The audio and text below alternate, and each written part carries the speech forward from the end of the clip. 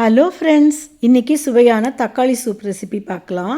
யூஸ்வலாக கமர்ஷியலாக பண்ணுறச்சே சூப்பில் கலர் நல்லா அட்ராக்டிவாக இருக்கணுங்கிறதுக்காக கெச்சப் சாஸ்லாம் ஆட் பண்ணுவாங்க. சூப் கெட்டியாக வரணுங்கிறதுக்காக சோள மாவு கூட சேர்ப்பாங்க. நம்ம வீட்டிலையே பண்ணுறச்சே இதெல்லாம் அவாய்ட் பண்ணி நல்லா டேஸ்டியாகவும் ஹெல்த்தியாகவும் ரிச்சாகவும் பண்ணலாம்.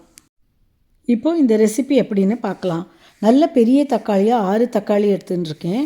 பெரிய வெங்காயம் 1, 4-5 பல்லு பூண்டு, 2 பிரிஞ்சி இலை, 4-5 கிராம்பு, 10 புதினா இலை இதெல்லாம் எடுத்துட்டுருக்கேன். புதினா இலை ஆப்ஷனல் தான். டேஸ்ட் பிடிக்காதவங்க அவாய்ட் பண்ணிடலாம். ஒரு ப்ரெஷர் பேனில் 1 டேபிள் ஸ்பூன் வெண்ணெயோ இல்லைன்னா எண்ணெயோ விட்டு பிரிஞ்சி இலை, கிராம்பு, வெங்காயம், பூண்டு, புதினா இலை எல்லாத்தையும் சேர்த்து வதக்கிக்கணும். 4-5 நிமிஷம் வதக்கினதும் தக்காளியையும் நறுக்கி சேர்த்துக்கணும். 1 டீஸ்பூன் உப்பும் சேர்த்து நல்லா ஒரு 4-5 நிமிஷம் வதக்கி வைக்கணும். இப்போது 1 கிளாஸ் தண்ணி சேர்த்து பேனை மூடி ஒரு விசில் வர வரைக்கும் வேக விட்டுக்கணும். ஆறினதும் பிரிஞ்சி இலையை எடுத்து போட்டுட்டு வேக வச்ச தக்காளி கலவையை மிக்சியில் போட்டுக்கணும்.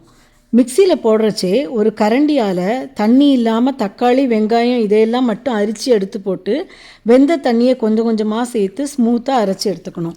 அரைச்ச விழுது வெந்த தண்ணி எல்லாத்தையும் ஒன்றா சேர்த்து வடிகட்டிக்கணும். டைல்யூட்டாகவும் இல்லாமல் ரொம்ப திக்காகவும் இல்லாமல் கரெக்டாக மீடியம் கன்சிஸ்டன்சியில் இருக்குது. தக்காளி வேக போடுறச்சே தண்ணி கரெக்டாக விட்டால் சூப் கன்சிஸ்டன்சியும் கரெக்டாக இருக்கும். இப்போது பெப்பர் பவுடர் 1 டீஸ்பூன், உப்பு தேவையான அளவு இதெல்லாம் போட்டு சூப்பை மறுபடியும் அடுப்பில் வச்சு ஜஸ்ட்டு ஒரு கொதி விட்டு மேலாக 1 டேபிள் ஸ்பூன் வெண்ணெய் சேர்த்தா சுவையான சூப் ரெடி. Bye friends.